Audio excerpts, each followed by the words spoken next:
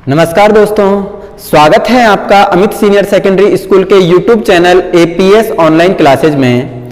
दोस्तों, हम पढ़ रहे थे प्रतिरक्षा और रक्त समूह, जिसका अगला टॉपिक है गर्भ रक्ताणु कोरकता। गर्भ रक्ताणु कोरकता यानी इरिथ्रोब्लास्टोसिस फिटेलिस, ये क्या होती है, किसके कारण उत्पन्न होती है? तो गर्भ रक्ताणु कोरकता उत्पन्न होती है RH कारक के कारण।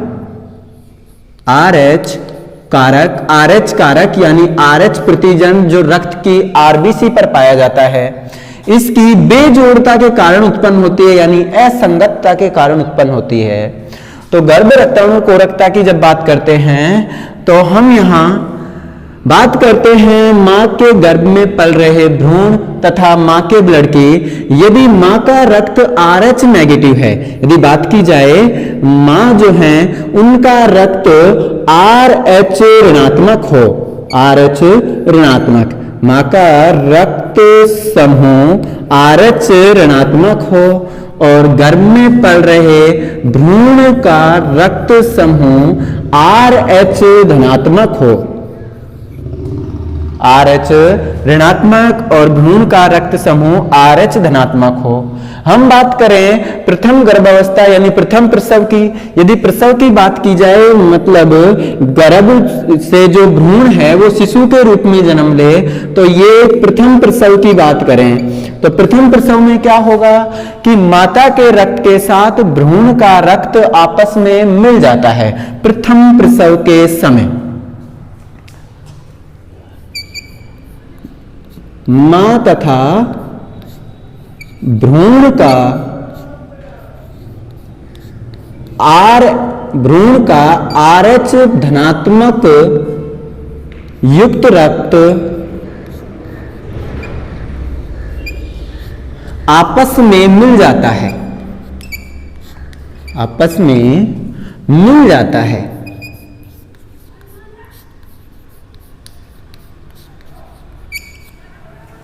प्रथम प्रसव के समय मां तथा भ्रूण का जो माता का जो रक्त था वो तो ऋणात्मक था, लेकिन माता के रक्त के साथ किसका, भ्रूण का RH धनात्मक रक्त जो है मिल जाता है। तो प्रथम प्रसव तो होता है सामान्य। यहां प्रथम प्रसव जो होगा ये तो कैसा होगा, सामान्य होगा। लेकिन जब मां का रक्त भ्रूण के RH धनात्मक युक्त रक्त के साथ मिलता है तो माता का रक्त तो कैसा था, RH ऋणात्मक रक्त के साथ मिल गया कौन सा, RH धनात्मक। तो RH धनात्मक रक्त मिल गया, मतलब रक्त में क्या थी, RBC, और RBC पर ही पाया जाता है RH कारक। तो ये RH कारक युक्त RBC मिल जाती है। जब ये RBC इस रक्त के साथ मिलेंगी तो माता के रक्त के अंदर RH कारक के विरुद्ध एक प्रतिरक्षी बनता है और प्रतिरक्षी का नाम है IgG। IgG नामक प्रतिरक्षी बनता है। ये बना किसके विरुद्ध है, ये प्रतिरक्षी RH कारक के विरुद्ध बना है, RH कारक के विरुद्ध बनता है। प्रथम प्रसव तो सामान्य हो गया, लेकिन ऐसी स्थिति में जब भ्रूण का RH धनात्मक रक्त माता के RH ऋणात्मक रक्त के साथ मिलता है तो माता के शरीर में RH कारक के विरुद्ध प्रतिरक्षी बन जाते हैं। और प्रतिरक्षी क्या करते हैं, प्रतिजन को नष्ट करने का काम करते हैं। ऐसे समझिए कि मान लिया जाए माता का जो रक्त है वो कैसा था, RH ऋणात्मक था। इनके गर्भ में पल रहा भ्रूण, इसका रक्त है RH धनात्मक। प्रथम प्रसव के समय इस रक्त के साथ ये मिल जाता है तो माता के शरीर में प्रतिरक्षी बन जाते हैं। बताया था प्रतिरक्षी अंग्रेजी के Y अक्षर के समान होते हैं। इन प्रतिरक्षियों का निर्माण हो जाता है प्रथम प्रसव के बाद। जब प्रतिरक्षियों का निर्माण हो जाता है तो बात की जाए द्वितीय गर्भावस्था यानी दूसरे प्रसव की।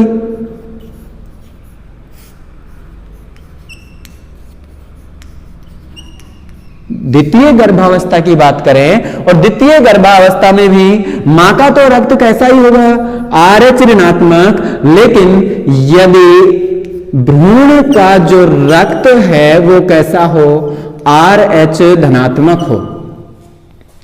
द्वितीय गर्भावस्था में भी यदि भ्रूण का रक्त कैसा हो, धनात्मक, तो ऐसी स्थिति में कठिनाई उत्पन्न हो जाती है। वहां ध्यान रखने की बात होती है कि यहां पहले से मौजूद, माता के शरीर में पहले से मौजूद क्या हो गई, प्रतिरक्षी, RH कारक के विरुद्ध पहले से ही बनी हुई है प्रतिरक्षी। ये प्रतिरक्षी क्या करते हैं कि जैसे ही रुधिर के संपर्क में RH धनात्मक वाली RBC आए, माता के शरीर में जो प्रतिरक्षी बने हुए हैं उन प्रतिरक्षी के संपर्क में RH धनात्मक वाली RBC आती हैं, तो ये प्रतिरक्षी RBC के साथ चिपककर रुधिर लयनता उत्पन्न करते हैं, रुधिर लयनता उत्पन्न करते हैं। और रुधिर लयनता को ही बोला जाता है हीमोलाइसिस। रुधिर लयनता उत्पन्न करते हैं मतलब ये आरबीसी को नष्ट करते हैं, और आरबीसी नष्ट होगी उसके कारण क्या उत्पन्न होगी, हीमोलाइसिस यानी रुधिर लयनता।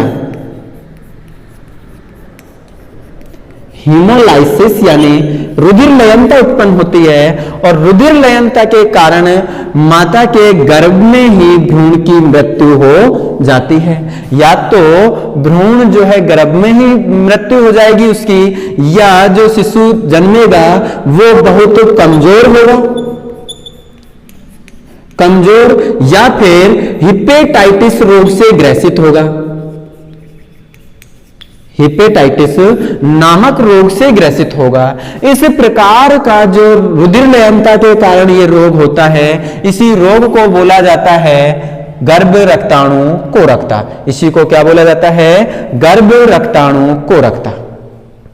तो गर्भ रक्ताणु कोरकता का क्या इलाज है, तो गर्भ रक्ताणु कोरकता को रोकने के लिए प्रथम प्रसव के 24 घंटे के भीतर,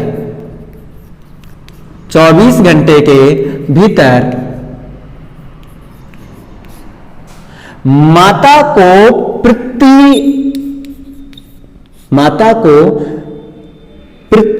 IgG, क्योंकि प्रतिरक्षी कौन सा बना था, IgG, तो इसके एंटी प्रतिरक्षी दिया जाता है,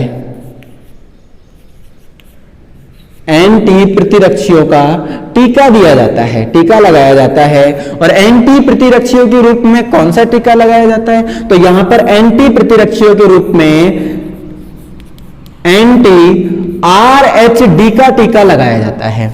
क्या, कौन सा, एंटी RHD का टीका लगाया जाता है। ये एंटी RHD क्या करेगा, ये एंटी RHD माता के शरीर में मिले हुए RH पॉजिटिव जो कारक हैं इनको नष्ट करेगा। अब ये जो पॉजिटिव कारक हैं ये जब नष्ट हो जाएंगे तो माता के शरीर में क्या नहीं बनेगी, IgG नामक जो प्रतिरक्षी है ये नहीं बनेगा। और यदि ये नहीं बनेगा तो बाद में द्वितीय गर्भावस्था में भी यदि भ्रूण कैसा है, RH धनात्मक, तो ये RH कारक को नष्ट नहीं करेगा। तो यहां पर गर्भ रक्ताणु कोरकता को रोकने के लिए कौन सा टीका लगाया जाता है, तो एंटी RHD का टीका लगाया जाता है। इस एंटी RHD को ही बोला जाता है रोहेगम प्रतिरक्षी, इसको बोलते हैं रोहेगम प्रतिरक्षी कहा जाता है एंटी RHD को। प्रथम प्रसव के कितने घंटे बाद, तो 24 घंटे के भीतर ये टीका लगाया जाता है। गर्भावस्था के दौरान यदि मां का रक्त, प्रथम गर्भावस्था की बात हो रही है प्रथम प्रसव की, कि गर्भावस्था के दौरान यदि मां का रक्त कैसा था, RH नेगेटिव, RH ऋणात्मक, और शिशु का रक्त RH धनात्मक हो, माता के गर्भ में पल रहे शिशु का रक्त RH धनात्मक हो, तो प्रथम शिशु का जन्म तो सामान्य हो जाता है, लेकिन प्रथम शिशु के जन्म के समय यानी प्रसव के समय क्या, तो प्रसव के समय माता और भ्रूण का रक्त आपस में मिल जाता है। तो माता का रक्त तो कैसा था, RH ऋणात्मक यानी उसमें RH कारक नहीं था, और भ्रूण का कैसा, RH धनात्मक यानी RH कारक युक्त था। तो ऐसी अवस्था में जब भ्रूण और माता का रक्त आपस में मिल जाता है तो इसके कारण माता में RH प्रतिरक्षी का निर्माण हो जाता है। RH प्रतिरक्षी यानी IG नामक प्रतिरक्षी है, इसका निर्माण हो जाता है।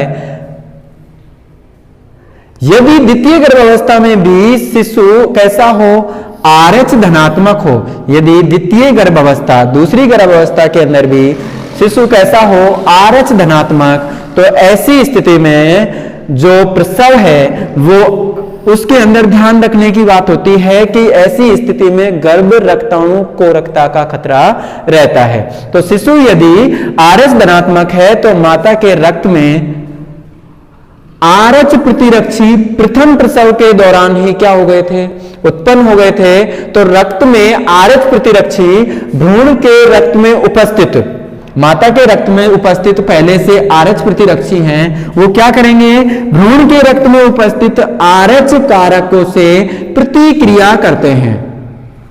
माता के रक्त में उपस्थित प्रतिरक्षी क्या करेंगे, तो ये शिशु के रक्त में उपस्थित RH कारकों से प्रतिक्रिया करते हैं, और RH कारक यानी प्रतिजन जिनको बोलते हैं हम एंटीजन, और माता के रक्त में क्या उपस्थित हैं, RH एंटीबॉडी। तो एंटीजन एंटीबॉडी क्रिया होती है, और एंटीजन एंटीबॉडी क्रिया के द्वारा कौन सी विधि, रुधिर समूहन विधि। रुधिर समूहन मतलब ब्लड एग्लूटिलेशन जो है, इस विधि के द्वारा एंटीबॉडी RH युक्त RBC को नष्ट करता है। RH युक्त RBC को क्या करता है, नष्ट करता है, क्योंकि RH कारक किस पर पाया जाता है, RBC पर। तो RBC को नष्ट करता है, जिसके कारण हीमोलाइसिस यानी रुधिर लयनता उत्पन्न होती है। रुधिर लयनता उत्पन्न होती है, और रुधिर लयनता उत्पन्न होने के कारण मां के गर्भ में भ्रूण की मृत्यु हो जाती है। यदि भ्रूण जीवित भी रहता है तो वह भ्रूण बहुत ही कमजोर तथा हेपेटाइटिस रोग से ग्रसित होगा। कौन से रोग से ग्रसित होगा, या तो बहुत कमजोर या फिर कैसा होगा, हेपेटाइटिस रोग से ग्रसित। और इस रोग को ही बोला जाता है गर्भ रक्ताणु कोरकता। तो यहां पर ये कारण किसके कारण उत्पन्न हुई है, तो RH कारकों के कारण।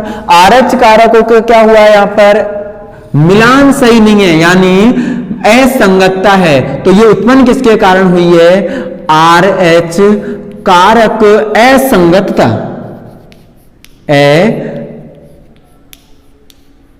संगतता के कारण, RH कारक असंगतता के कारण ये उत्पन्न होता है। इसीलिए इसको RH बेजोड़ता भी बोलते हैं।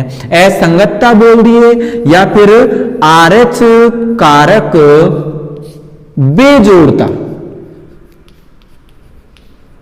बेजोड़ता भी कहा जाता है गर्भ रक्ताणु कोरकता को। तो यहां बस ध्यान रखने की बात यह है कि माता का रक्त कैसा, RH ऋणात्मक, और गर्भ में पल रहे शिशु का रक्त कैसा, RH धनात्मक। यदि ऐसी स्थिति है तो प्रथम प्रसव जो है वो तो नॉर्मल होगा, लेकिन दूसरा जो प्रसव है उसके अंदर गर्भ रक्ताणु कोरकता का खतरा रहता है। तो इस गर्भ रक्ताणु कोरकता जो है, इससे बचने के लिए क्या किया जाता है, इसका उपचार क्या है, तो इसका उपचार होता है anti-RHD। गर्भ रक्ताणु कोरकता से बचने के लिए या इसका इलाज की बात करें तो इसके इलाज या उपचार के लिए प्रथम प्रसव के 24 घंटे के भीतर, प्रथम प्रसव के 24 घंटे के भीतर प्रति IgG प्रतिरक्षियों यानी anti-IgG नामक जो प्रतिरक्षी हैं उनका टीका लगाया जाता है, और एंटी प्रतिरक्षियों के रूप में लगाया जाता है टीका anti-RHD का। एंटी आरएच डी का टीका लगाया जाता है। प्रतिरक्षियों में जो 5 प्रकार बताए थे उनमें से आरएच डी सबसे महत्वपूर्ण, तो उसी के प्रति टीका लगाया जाता है कौन सा, एंटी आरएच डी का। इस प्रतिरक्षी को ही बोला जाता है रोहगम प्रतिरक्षी। ये जो टीका लगाया जाता है इन प्रतिरक्षियों को क्या बोला जाता है, रोहगम प्रतिरक्षी बोला जाता है।